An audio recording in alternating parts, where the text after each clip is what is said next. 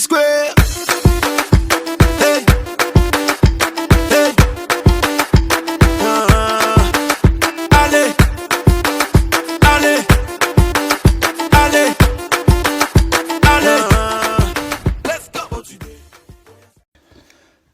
Bonjour à tout le monde, ça fait un bout de temps que je n'interviens pas par vidéo et j'ai pris tout mon temps avant de faire cette petite intervention que j'espère durera pas plus de 10 minutes, même s'il y a tellement de choses à vous dire pour vous expliquer au fond ce qui est en train de se passer dans le monde. Mais je ne vais pas emmerder les gens en rentrant dans les détails, en essayant d'expliquer qu'est-ce que la Banque mondiale, qui y a derrière la Banque mondiale, qu'est-ce que le Fonds monétaire international, qui y a derrière, quelle est la géostratégie que les Occidentaux sont en train de mettre en ce moment sur pied pour essayer de nous envoyer dans ce qu'ils appellent le nouveau ordre mondial. Il y a beaucoup de chaînes panafricaines, il y a beaucoup d'activistes qui ont déjà parlé, qui ont donné beaucoup de détails. Moi, ce que je veux que vous compreniez, c'est que nous sommes dans un moment aussi délicat qu'il faut que chaque Africain soit responsable. Je connais bien la situation de notre continent. Nous savons comment l'Afrique vit. J'ai toujours dit que les Occidentaux ont fait de l'Afrique un camp de concentration. Donc, les mesures de rigueur qu'ils ont prises en Europe ici, que pour le moment permet aux gens de rester à la maison sans sortir et pouvoir vivre. En Afrique, nous n'avons pas ces conditions-là. Donc, demander aux Africains de ne plus sortir de chez eux, de rester enfermés à la maison, c'est comme si tu demandais à quelqu'un de s'enfermer et mourir de faim. Nous savons que nos mamans en Afrique font le marché tous les matins. Nous savons qu'en Afrique, tous les matins, les gens se lèvent pour aller lutter pour chercher quelque chose à manger. Donc, dans une condition pandémique comme ça, où on ne sait pas encore exactement par quel moyen, si c'est par avion, si c'est par drone, si c'est dans l'eau, si c'est dans l'air, comment ils font pour injecter ce virus très, très contagieux dans pratiquement dans tous les continents du monde. Mais ce que nous, Africains, nous devons comprendre, c'est en dehors de en dehors des motifs pour lesquels ils ont fait ça, nous devons penser à notre cas, le cas de l'Afrique. Parce que ces gens-là, ils savent que nous n'avons pas les moyens économiques, nous n'avons pas les moyens scientifiques pour nous défendre contre une telle attaque terroriste. Donc, qu'est-ce qu'ils vont faire? Ils vont envoyer encore leurs organismes pour dire allons aider l'Afrique. Quand ils vont décider vraiment de faire éclater la chose en Afrique, ils vont envoyer les organismes, OMS, comment on appelle ça, Fonds monétaire international, Banque mondiale, pour aller encore endetter les Africains et les rendre encore plus esclaves, c'est-à-dire rendre notre vie encore plus misérable de ce qu'elle est aujourd'hui. Et vous devez comprendre une chose très importante, c'est que ces Occidentaux-là agissent à travers toutes ces institutions, tout ce bordel qu'ils ont créé là, ils agissent à travers les loges sataniques occidentales. Et la plupart, je dis bien, la plupart, 99,99% de l'élite africaine, des premiers plans inscrits dans ces loges-là. Donc, ils n'obéissent qu'à ces loges sataniques-là. Ils sont tous complices de ce qui est en train de se passer dans le monde. Ils le savent. Tout le monde sait que cette épidémie-là n'est rien d'autre qu'une attaque terroriste à échelle globale faite par les Occidentaux parce qu'ils ont le dos au mur. Ils sont en train de perdre le contrôle de la situation. Ils ne savent plus quoi faire pour cacher la bulle économique qu'ils sont en train de couvrir depuis 2008. Ça, c'est un. De deux, ils veulent affaiblir tous ceux qui ne se soumettent pas à leur impérialisme. Nous avons vu ce qui s'est passé en Syrie. Si ce n'est pas grâce à la Russie, la Syrie aujourd'hui était détruite. Et ça continue. Parce que ceux-là, c'est comme des hyènes. Quand ils arrivent pour attaquer, tant qu'ils ne finissent pas de déchirer la proie, ils ne vont pas. Ça fait des siècles. Nous avons vu ce qui s'est passé en Irak avec les armes de destruction de masse de Saddam, où ils se sont assis, eux, leur système médiatique. Ils ont bombardé le monde entier. Ils sont rentrés en Irak, ça fait combien de temps? Ils ont construit l'ambassade qui est plus grande que toute la ville de Bagdad. Quand les Irakiens leur ont dit partez, qu'est-ce qu'ils ont dit? Remboursez-nous notre argent et puis on va partir. Ah bon? Les bombes que vous avez prises pour nous tuer dans le mensonge, vous voulez qu'on vous rembourse ça? Vous devez comprendre que nous avons affaire à des criminels. Nous avons affaire à un système féodal criminel occidental. Une pyramide à laquelle de la tête se trouve la famille d'Angleterre, la nobilité noire et les Khazars, les banquiers Khazars ashkénazes qui viennent de l'Europe de l'Est, qui ont apostasié la religion hébraïque en se faisant passer pour des juifs alors que ce ne sont pas des juifs, c'est des ashkénazes et des khazars. Celui qui veut bien comprendre ces choses-là, étudiez la vie de Jacob Frank et de Sabbatai Zevi. Vous allez comprendre comment ces gens ont fait pour détruire l'Empire ottoman. Aujourd'hui, là, c'est eux qui contrôlent la Turquie. Les frères musulmans de l'Afrique du Nord, c'est qui? C'est une partie de l'apostasie musulmane créée par les services secrets américains. Et c'est ceux-là qui sont en train de prendre le pouvoir un peu partout. Bon, le seul conseil qu'on peut donner aux Africains dans cette histoire, la seule chose que je peux vous dire, que chacun prenne ses responsabilités, même si je sais, c'est très difficile en Afrique, vu le système social que nous avons, de rester les uns éloignés des autres. C'est pas comme ici en Occident où on habite une, deux personnes dans une maison, tout le monde est enfermé chez nous. On vit en société. Nous sommes une société communautaire. Mais malgré ça, il faut prendre des dispositions. N'écoutez pas les va-nu-pieds comme l'Alassane Ouattara de 6h à 5h. Ça n'a pas de sens. 24 heures sur 24, vous devez tous essayer de faire tous les efforts que vous pouvez pour limiter les contacts très proches. Parce que ce qu'ils ont décidé pour l'Afrique, on ne sait pas. Hein. Au début, ils avaient dit que ce virus-là, dans la chaleur, ça ne va pas. Ils nous ont dit n'importe quoi. Les chauves-souris, les serpents, ceci. Alors que nous savons qu'à Wuhan, il y a un laboratoire de sécurité 4. Ça veut dire c'est les laboratoires les plus sophistiqués, les plus protégés. C'est impossible qu'un virus sorte de là sans que quelqu'un l'ait fait intentionnellement. Nous savons qu'au même moment, il y a eu des jeux militaires à Wuhan, des jeux militaires internationaux où les militaires américains étaient présents. Juste après ça, l'épidémie a déclenché. Je ne veux pas mettre de confusion dans la tête des gens. Je veux vous expliquer bien ce qui se passe dans le monde. Parce que le combat auquel nous assistons, c'est une lutte à l'intérieur de deux pyramides occidentales. C'est-à-dire deux groupes de pouvoir occidental qui sont en train de se battre entre eux pour prendre le contrôle et dominer le monde. C'est tout ce qui se passe. Cette histoire de vaccins, on va aller vacciner les Africains. N'acceptez pas. Si vous vous rappelez, il y a 3, 4, 5 ans, nous avons tous réagi pour vous dire qu'il ne faut pas qu'on vaccine les Africains. Ils vont essayer de stériliser les femmes africaines. Parce que notre nombre leur fait peur. Il faut diminuer la population africaine. C'est-à-dire qu'ils veulent l'Afrique sans les Africains. Et ils ne savent pas comment faire. Ils ne peuvent pas nous bombarder pour nous tuer. Ils peuvent pas.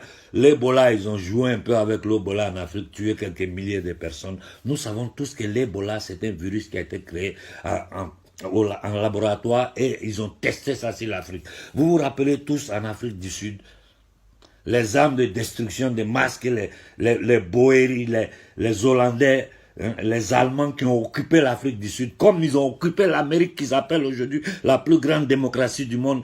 Ils sont allés en Amérique, ils ont exterminé les autochtones. Ils sont allés en Australie, ils ont exterminé les autochtones.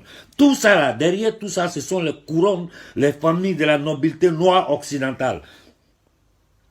En collaboration avec les Ashkénazes, les Khazars, qui ont infiltré toutes ces familles, qui ont pris le contrôle, qui ont infiltré la maçonnerie originelle qui vient d'Égypte, qui ont pris cette philosophie de grands constructeurs égyptiens, ils les ont envoyés en Occident, et petit à petit, quand les Khazars et les Ashkénazes sont rentrés dedans, ils ont tout déformé pour rendre Ces loges maçonniques là, des loges sataniques et criminelles au service du nouveau ordre mondial. C'est tout. Tout le reste là, c'est des détails. Nous sommes dans du banditisme international. Nous sommes dans un crime contre l'humanité organisé par l'élite occidentale.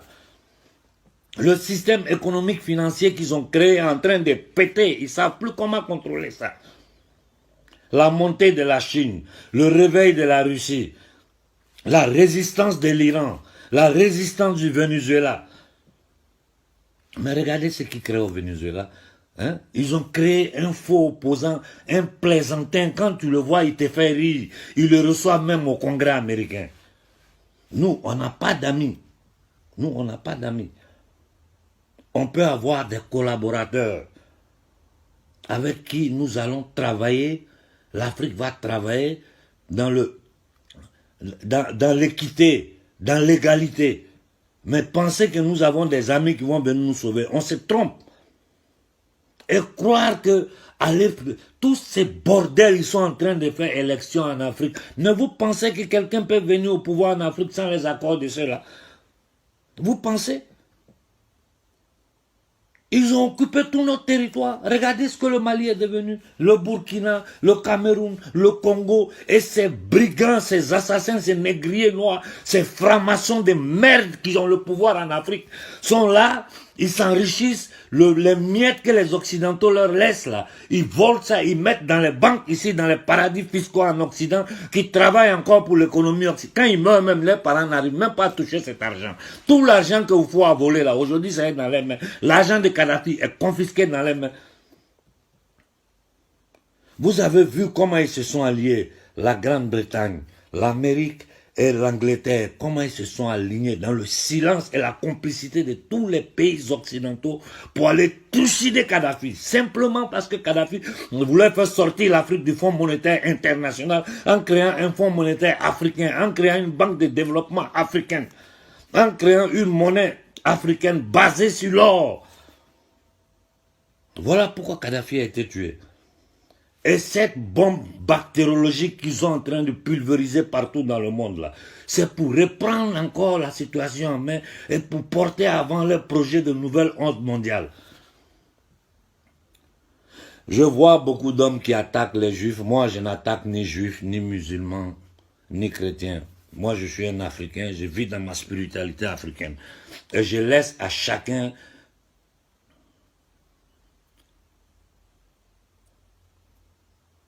le droit de suivre n'importe quelle confession il veut. Mais je dis un vrai Africain, un Africain conscient suit la spiritualité africaine. Et puis chacun est libre de faire ce qu'il veut.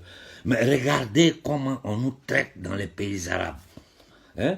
Quand vous allez fouiller dans l'histoire, j'ai lu en une semaine plus de 800 pages de documents. Vous fouillez dans les pays arabes, l'Arabie Saoudite est un pays satellite américain comme le Qatar. C'est des bases militaires américaines. Tout ça pour le contrôle du pétrole. Et les mêmes gens qui sont en train depuis des siècles, ils bombardent le monde. Depuis le début de ce qu'on appelle l'industrialisation du monde, ils sont en train de détruire toute la nature. Et c'est les mêmes qui viennent nous dire qu'il faut sauver. C'est-à-dire, c'est les pompiers et des pyromanes.